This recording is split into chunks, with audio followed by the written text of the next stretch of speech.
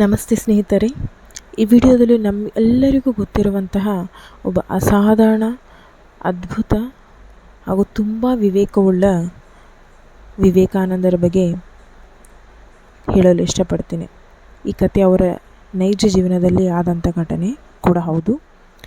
ಒಂದು ಸಲ ಸ್ವಾಮಿ ವಿವೇಕಾನಂದರು ದೇವಸ್ಥಾನದಿಂದ ಹಿಂತಿರುಗಬೇಕಾದ್ರೆ ಒಂದು ಕೋತಿಗಳ ಗುಂಪೊಂದು ಎದುರಾಗ್ತದಂತೆ. ಆ ಕೋತಿಗಳು ಸುಮ್ಮನಿರದೆ ವಿವೇಕಾನಂದರ ಮೇಲೆರಗಿ ದಾಂಧಲೆ ಎಬ್ಬಿಸಲು ಶುರು ಮಾಡ್ತಾವಂತೆ. ವಿವೇಕಾನಂದರು ಕೂಡ ಅವುಗಳಿಂದ ತಪ್ಪಿಸಿಕೊಳ್ಳಲು ಓಡಲು ಪ್ರಯತ್ನಿಸ್ತಿರ್ತಾರಂತೆ. ಆದರೆ ಕೋತಿಗಳು ಅವರನ್ನು ಬೆನ್ಬಿಡದೆ ಅಟ್ಟಿಸಿಕೊಂಡು ಹೋಗ್ತಿರ್ತಾವಂತೆ. ಅದನ್ನು ಕಂಡೊಬ್ಬ ಸನ್ಯಾಸಿ ವಿವೇಕಾನಂದರನ್ನು ಕೂಗಿ ಹೇಳ್ತಾರಂತೆ, ಓಡದಿರಿ, ಮೂರ್ಖ ಕೋತಿಗಳನ್ನು ಎದುರಿಸಿ ಅಂತ ಹೇಳ್ತಾರಂತೆ.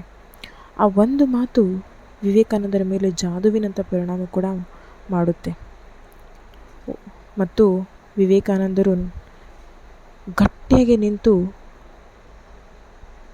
ತಿರುಗಿ ಆ ಕೋತಿಗಳನ್ನು ಎದುರಿಸ್ತಾರಂತೆ. ಅದಕ್ಕೆ ಆ ಕೋತಿಗಳಲ್ಲಿಂದ ಓಡುತ್ತವಂತೆ.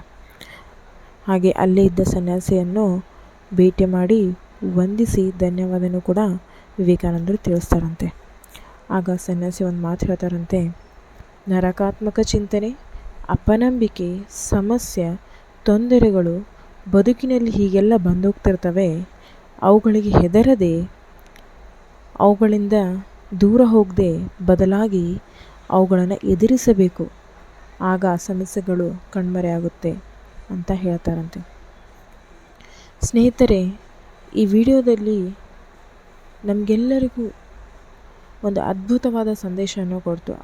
ಅದೇನಪ್ಪ ಅಂದರೆ, ನಮ್ಮ ಸ್ಥಾನವನ್ನು ಈ ಸಮಾಜದಲ್ಲಿ ನಾವು ಹೇಗೆ ಕಂಡುಕೊಳ್ಬೇಕು ಮತ್ತು ಸಮಾಜದೊಡನೆ ಹೇಗೆ ಒಂದು ಅರ್ಥಪೂರ್ಣವಾದ ಸಂಬಂಧವನ್ನು ಕೂಡ ಹೊಂದಿರಬೇಕು ಅನ್ನೋ ಒಂದು ಸಂದೇಶನ ಕೊಡುತ್ತೆ.